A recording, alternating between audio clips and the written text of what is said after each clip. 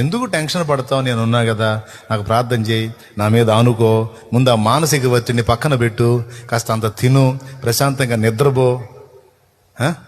అట్లా కాకుండా నువ్వు బుర్ర బద్దలయ్యేటట్టు ఆలోచించి నువ్వేం చేస్తావు?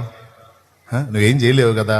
వదిలే, రోగం వచ్చింది, అమ్మో నాకు ఇదంట, వదిన నీకు తెలుసా నాకు ఈ రిపోర్ట్ వచ్చింది, నాకు ఇదంట చెప్పు, ఊరు మొత్తం చెప్పి సావు. ఎందుకంటే నువ్వు ఎంతమందికి అయితే చెబుతావు వాళ్ళందరూ కుక్కల్ని పిలుస్తారు. అంటే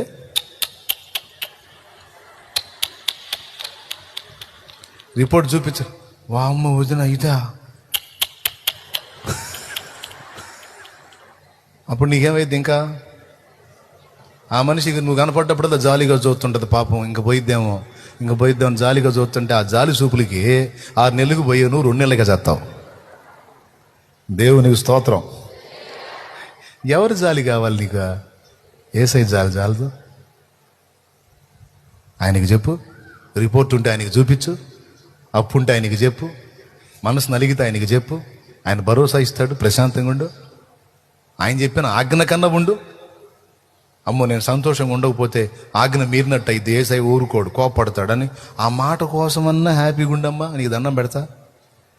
ఆయన ఆజ్ఞగా తీసుకొని నవ్వు తమ్ముడు, కత్త నవ్వు తమ్ముడు, ప్రశాంతంగా ఉండు తమ్ముడు, కత్త ఇగిలిచ్చు తమ్ముడు, జనాల ముందు కూడా కత్త నవ్వుతా తిరుగు తమ్ముడు, దండం పెడతా.